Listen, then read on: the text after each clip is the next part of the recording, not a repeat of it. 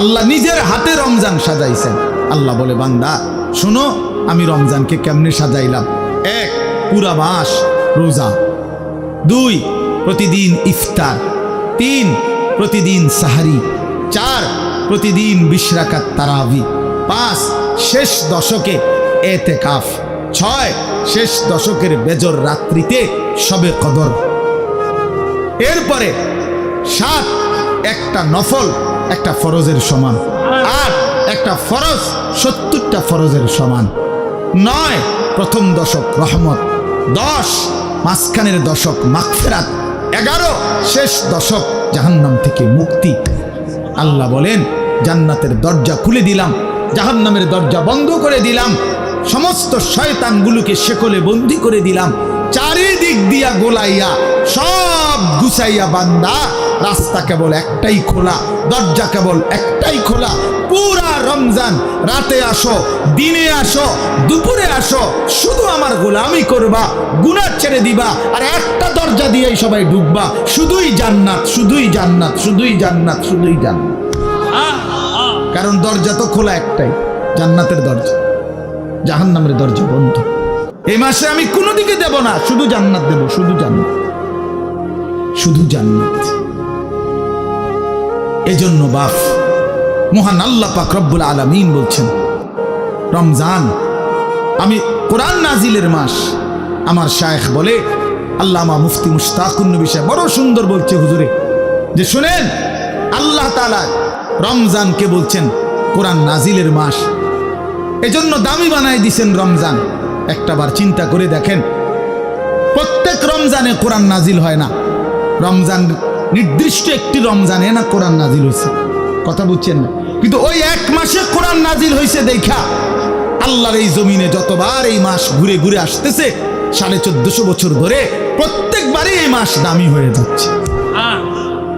একটি রাতে শবে কদর কোরআন নাজিল হয়েছে, ফলে যতবার এই রাতটা ঘুরে ঘুরে আসে প্রত্যেক বছরই এই রাত দামি হয়ে যাচ্ছে।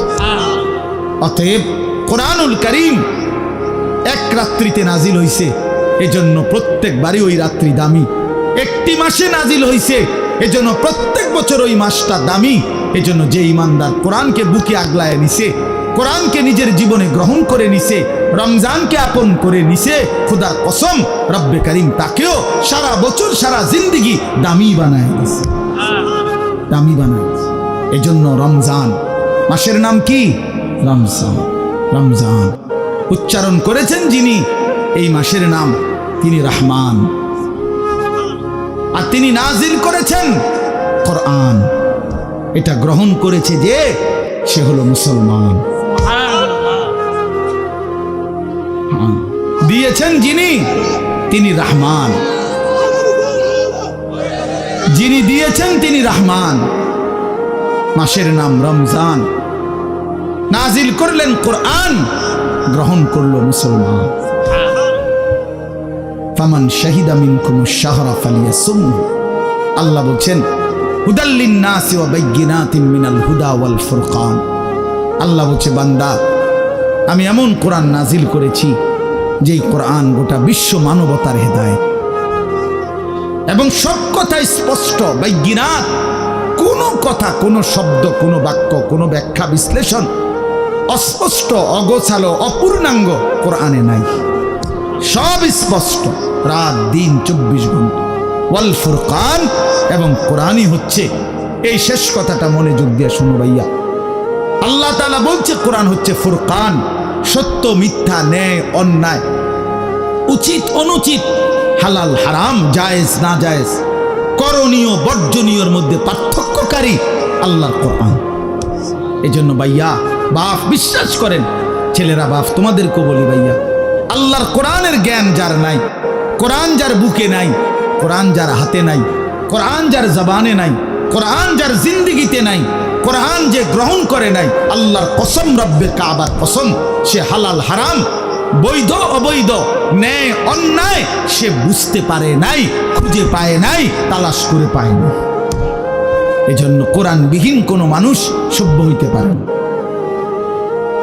কোরআনবিহীন কোনো মানুষ বাংলা বই ন্যায় অন্যায় শিখায় না, অঙ্ক বই ন্যায় অন্যায় শিখায় না, ইংরেজি বই ন্যায় অন্যায় শিখায় না, পদার্থবিজ্ঞান জীববিজ্ঞান ন্যায় অন্যায় শিখায় না, রসায়ন বিজ্ঞান ন্যায় অন্যায় শিখায় না, উচ্চতর গণিত ন্যায় অন্যায় শিখায় না, ডাক্তারি বই ন্যায় অন্যায় শিখায় না, আইনের বই ন্যায় অন্যায় শিখায় না। শুধু আল্লাহর কোরআন ন্যায় এবং অন্যায়, হালাল এবং হারাম, উচিত এবং অনুচিত, বৈধ এবং অবৈধ এটা শিখায়। অতএব কোরআন বঞ্চিত তো সে হালাল হারাম থেকেই বঞ্চিত।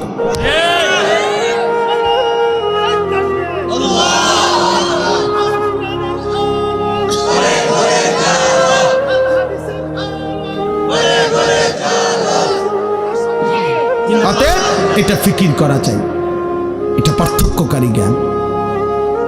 এজন্য আপনাদের সবার কাছে অনুরোধ, নিজের ছেলেকে নিজের মেয়েকে আল্লাহর কোরআন থেকে বঞ্চিত করবেন না। বাচ্চাটাকে দিন শিখান, আল্লাহর কোরআন শিখান। জীবনের সবচেয়ে বড় সম্পদ দিয়ে গেলেন। কোরআন আজীবন মানুষকে দামি বানায়, কোরআন জান্নাতেও দামি বানায়। সর্বশেষ কথা হলো ফামান শাহিদা মিনকুমুশ শাহরা ফালিয়াসুমহু।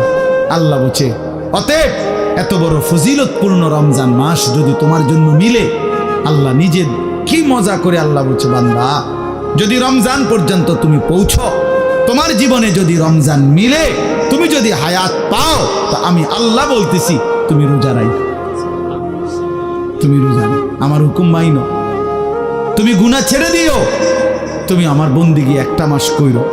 যদি বলি আল্লাহ 1 মাস আপনার হুকুম মানবো, ঠিক আছে, গুনাহ ছেড়ে দিব, রোজাগুলো এবং বিধানগুলো মানবো, শরীয়তের হুকুম, আপনি আমারে কি দিবেন?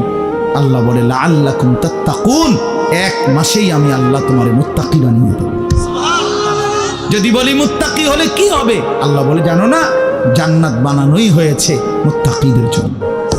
উইদ্দাত লিল মুত্তাকিন, জান্নাত বানানোই হয়েছে মুত্তাকিদের জন্য। অতএব যে মুত্তাকি সেই জান্নাতি, যে জান্নাতি সেই মুত্তাকি। আমার কিশোর, আমার নওজোয়ান, আমার বাপ, আমার ভাই, আমার বন্ধু, আমার পর্দার আড়ালের মা বোন, সবাইকে বলি হায়াতের কদর করেন, জিন্দিগির কদর করেন। রিজিক বন্টন হয়ে আছে, মাথার গাম পায়ে ফেললা, পায়ের গাম যদি আবার মাথা তো উড়ান, বরাদ্দ যে দূরের দূরে, উদ্দাই লাফান, আর উদ্দাই লাফান, বুঝেন নাই? যে পরিশ্রম করে তার আয় বাড়ে, তাইলে তো সব দোকানদারের বেচা কিনা সমান হইতো। একসাথে দোকান খোলে, একসাথে দোকান বন্ধ করে, কামাই সমান না কেন? বুঝেন নাই আমনে কথা? একই স্ট্যান্ডে সবার 30টা সিএনজি, এখান থেকেই গেছে, এখান থেকেই আপনার এই সিরিকাইল থেকেই কোম্পানিগঞ্জ, কোম্পানিগঞ্জ থেকেই সিরিকাইল, কই সবার ইনকাম বরাবর কেন? কেন? শুধু পরিশ্রম করলেই অর্থ আসে? না না না, আসমানের ফয়সালাতে অর্থ আসে, রবের ফয়সালা। ইন্না রাব্বি ইয়াবসুতুর রিজকা লিমান ইয়াশাউ ওয়া ইয়াকদির। আল্লাহ বলেন আমি যাকে মন চায় তাকে বেশি দেই, যাকে মন চায় তাকে কম দেই না। আমার ফয়সালা, তোমার কি? কমটাও আমার, বেশিটাও আমার, তুমি কি? আল্লাহ তারে বেশি দিলেন কেন, তো তোমারে কম দিলাম কেন? তোমারে যে কম দিলাম এটাই কেন দিলাম, তুমি এটা কও। তোমার কি যোগ্যতা? কোনটা তোমার? আসমান তোমার না জমিন তোমার? শরীর তোমার না দেহ তোমার? বুদ্ধি তোমার না চোখ তোমার না হাত তোমার? তোমার কি তা? কথা বলেন না কেন? তো সবই আমার, আমি যাকে যা মন চাই তাই দেব। তুমি কি? তুমি এনে মতামত দিবার অধিকার আছে নি আমার? তাইলে এই জন্য বাপ, বন্ধু আমার, দোস্ত আমার, সাথী আমার, সবাই রে বলি ভাইয়া জিন্দিগির হিসাব করেন। এটাই আমার মূল বক্তব্য। আর একটু নড়ে চড়ে ঘুরে দাঁড়ান। ছেলেরা, বাপ ফিরে আসো তুমি আল্লাহর দিকে, কোরআনের দিকে, নামাজের দিকে, সেজদার দিকে। এই কপাল পৃথিবীর কোনো কামাইতে লাগে না, খেয়াল করে দেখে। উপার্জনের পৃথিবীতে মানুষ দেশে থাকুক আর বিদেশ থাকুক, চাকরি করুক আর ব্যবসায়ী করুক, ক্ষেত খামারে কাম করুক আর দিন মজুরি করুক, মাড়ি কাটুক আর যাই করুক, কপাল কোনো কামে লাগায় না। বুঝো না হিসাব? কপাল কি লাগায় না? কোনো কাজে লাগায় না। কপাল শুধুই সেজদার জন্য, কপাল শুধুই সেজদার জন্য, শুধুই সেজদার। কপাল শুধুই সেজদার জন্য। কিসের জন্য? আল্লাহ বলছেন এটা বানাইছি সেজদার জন্য। এই জন্য যে কপালে সেজদা নাই, আল্লাহ যেন বলেছে যে ওই মানুষের বাচ্চা নয়, জানোয়ার। জানোয়ার। এই জন্য দোস্ত, কেন নামাজ পড়ো না? কেন সেজদা করো না?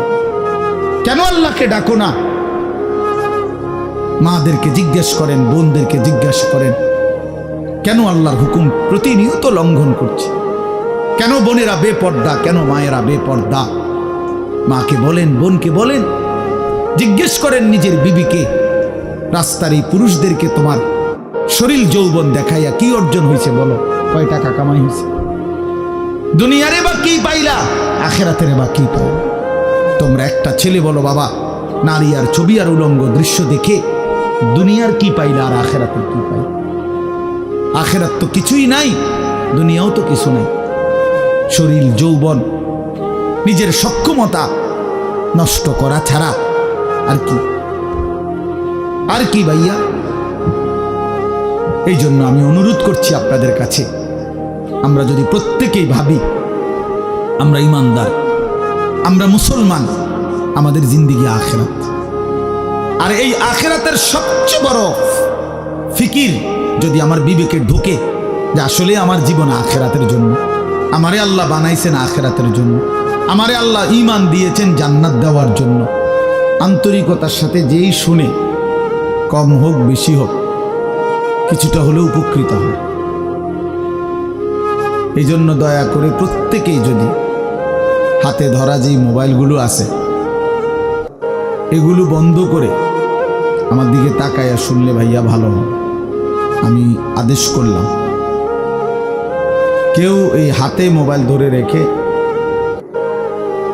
বয়ান শুনলে দোস্ত জিন্দিগির মধ্যে কোনো পরিবর্তন আসে না, নিজের বিবেক জাগে না, অনুভূতি জাগে না। এটা জরুরি বিষয়। এক তো হলো প্রতি বছর একটা মাহফিল হয়, দেখা এবারও হইল, আর আমরা যেভাবে আছি সেই অবস্থায় রয়ে গেলাম। তাহলে এই ইন্তজামের উদ্দেশ্য কি? এই আয়োজনের মাকসাদ কি? যে যেমন তেমনই প্রতিদিন, প্রতি বছর, প্রতি মাস, প্রতি সপ্তাহ একই রকম, এটা তো মুমিনের পরিচয় না। হাদিসের মধ্যে আছে, আল্লাহ নবী সাল্লাল্লাহু আলাইহি ওয়াসাল্লাম বলছেন, আল কাইয়িসু মান দানা নাফসাহু ওয়া আমিলা লিমা বা'দাল মাউত। নবীজি বলেন, বুদ্ধিমান সে যে নিজের হিসাব করে এবং মৃত্যু পরবর্তীর জন্য আমল করে। অর্থাৎ প্রতিনিয়ত যে নিজের জিন্দেগির হিসাব রাখে, আজ আমার আখেরাতের অর্জন কেমন, আজ আমার দুনিয়ার প্রয়োজন পূরণ হলো কদ্দুর, আজ আমার আখেরাতের জন্য পুঁজি সংগ্রহ হলো কদ্দুর। এই এতটুকু বিবেক, অনুভূতি, বিচার বিশ্লেষণ যার নাই, তো সে বোকা, নির্বোধ, আহাম্মক। কোরআনুল কারীমের মধ্যে আল্লাহ তাআলা বলছেন, ওয়াল তানজুর নাফসুম মা কদ্দামাত লিগাদ। প্রত্যেকটা ইমানদারকে আল্লাহ তাআলা বলছেন, ইমানদার তুমি লক্ষ্য করো, হিসাব করো, আজকের দুনিয়া থেকে আগামীকালকের আখেরাতের জন্য তুমি কি পাঠিয়েছো, এটা হিসাব করো। তোমার হিসাব যদি তুমি না করো, কে করবে? নিজের ভালো, নিজের ভাবনা, নিজের বুঝ যদি কারো না বুঝে আসে, কে ভাববে? কে ভাববে? আমাকে নিয়ে ভাববে কে? এই পৃথিবীর সবাই তো ব্যস্ত, সবাই সবার জায়গায় কিছু না কিছু কম বেশি, দরকারি বেদরকারি, প্রয়োজনীয় অপ্রয়োজনীয় কোনো না কোনো কাজে ব্যস্ত। সময় ঠিকই যাচ্ছে, হয় ঘুমে, নয় অবহেলায়, নয় অলসতায়, নয় পরিশ্রমে, একটা না একটা কিছু কইরা সময় তো চলে যাচ্ছে। কার হিসাব কে নিবে? কার জিন্দেগির খবর কে রাখবে? এই জন্য বলে যে হাসিবু ক্বাবলা আন তুহাসাবু। আল্লাহ পাক তোমার হিসাব নেওয়ার আগে তুমি নিজের হিসাব নাও, তুমি নিজের হিসাব নাও। এই জন্য মনোযোগ জরুরি, মনোযোগ জরুরি। আন্তরিকতা নিয়ে শুনলে ধীরে ধীরে বিবেক জাগে। একদিনে মানুষ বদলায় না, কিন্তু ধীরে ধীরে শুনতে শুনতে একটা সময় জিন্দেগি বদলায়। একটা পাথরের উপরেও যদি ধারাবাহিক পানি পড়ে, বৃষ্টির ফোঁটা, একটা সময় এই শক্ত পাথরের মধ্যে একটু ছিদ্র হয়ে ডাইবা যায়। তাইলে আল্লাহর কোরআন, আল্লাহর কথা, আল্লাহর কালাম আমাদের জন্য, নওজোয়ান ভাই, কিশোর ছেলে, তোমাদের জন্য বাবা। সব সময়ই যদি আল্লাহর কথাকে প্রত্যাখ্যান করো, শুনবা কখন? কোনো সময় যদি কোরআন তোমার গায়ে না লাগে, তোমার বিবেকে না লাগে, তো শুনবা কখন ভাই? আল্লাহর কোরআন কি কখনোই তোমার জন্য আগ্রহের বস্তু হবে না? কোনো সময় মনোযোগ আসবে না? কোরআন শরীফে আছে ফাবি আইয়ি হাদিসিন বাদাহু ইউমিনুন। আল্লাহ বলে, বান্দা, কোরআনের চাইতে দামি আর কোন কথা বললে তুমি বিশ্বাস করতে? বলো, এর চাইতে দামি আর কি বলতাম আমি আল্লাহ? আমি আল্লাহ বলেছি, সর্বশ্রেষ্ঠ ফেরেশতা জিব্রাইলের মাধ্যমে পাঠিয়েছি, সর্বশ্রেষ্ঠ রাসূল আমার প্রিয় বন্ধুর কাছে পাঠিয়েছি। 23 বছর আমি আল্লাহ বলছি, 30 পারা কোরআন নাজিল করেছি। এরপরে আর কি বলতাম আমি? কিভাবে বলতাম? এর চাইতে দামি, এর চাইতে শ্রেষ্ঠ আর কোন কথা বললে তুমি মেনে নিতে? কোরআন শরীফ আল্লাহ জানতে চাইছে আমাদের কাছে। এই জন্য দোস্ত, এই জন্য বাপ, খুব লম্বা বয়ান করার মতো সময় সুযোগ আমার কাছে নাই। আমি প্রথম অনুরোধ করব, মনোযোগ থাকা দরকার। আমার বয়ান হোক আর যার বয়ানই হোক, নিজ মহল্লার ইমাম সাহেবের বয়ান হোক আর একেবারে সাঁদের দেশের হুজুর হোক, যে মনোযোগী হয় তার জিন্দেগি বদলায়। মনোযোগী না হলে গাফেল, তো আপনার জন্য কাবা শরীফের ইমাম আনলেই কি? আপনার জন্য মদিনার মসজিদে নববীর ইমাম সাহেব আনলেই কি? আপনার তো সিদ্ধান্ত পরিবর্তন হবেন না। তাইলে পৃথিবীর সবচেয়ে বড় হুজুর আনলেই কি হবে আর না হবে? যে সিদ্ধান্তই নিছে যে আমি ফজরের নামাজ পড়ব না, তো তার জন্য হুজুর বদলাই লাভ কি? যে সিদ্ধান্তই নিছে আমি হালাল খাবো না, আমি সুদ কিস্তি এটা ছাড়ব না, এটা আমার সিদ্ধান্ত, তাইলে তার জন্য হুজুর বদলাই লাভ কি? বড় থেকে বড় হুজুর এনে লাভ কি ভাইয়া, যদি আমার দিল উল্টানো থাকে? এই যে হাদিসের মধ্যে আছে, আল্লাহ ভাই বুট খায়ও না, বুট খায়, মনোযোগ দাও ছেলেরা। আমি আবারও বলছি ভাইয়া, পরস্পর কথা বলো না। ফালতু অভ্যাস ছাড়তে না পারলে তুমি উঠে যাও, আমার কোনো মানা নেই। আমি কথাই বলবো অল্প একটু। দোস্ত, মনোযোগ না দিলে তুমি বাহিরে ঘোরো, আমার কোনো অসুবিধা নাই। বললাম, আমি ব্যক্তিগতভাবে শ্রোতা গুণী না, এটা আমার কোনো সময়ের মাথা ব্যথা না। ছোট বড় সব মাহফিলে আমি সমান তালে বয়ান করি, এটা আমার আজীবনের অভ্যাস। আলহামদুলিল্লাহ, এই অঞ্চলটা আমার পায়ে হাঁটা অঞ্চল। এখন না আমি আসছি গাড়িতে, কিন্তু আমি তো এগুলো পায়ে হাঁটাই আসছি। তাইলে যখন আমার আরো ছোট ছোট মাহফিল হয়, তখনও আমি 3-4 ঘন্টা বয়ান করে গেছি। ব্যস্ততার কারণে সময় মিলানো যায় না, এতটুকুই সমস্যা, আর কিছু না। জোহরের পর থেকে বয়ান শুরু হয়েছে, এখনো চলতেছে, আরো বয়ান আছে। হ্যাঁ, মুরাদনগর আবারও বয়ান আছে। এমনি বললাম, অর্থ হইল আল্লাহর জন্য বলতে থাকা। এই জন্য দোস্ত, বন্ধু আমার, মনোযোগ দিলে ভালো।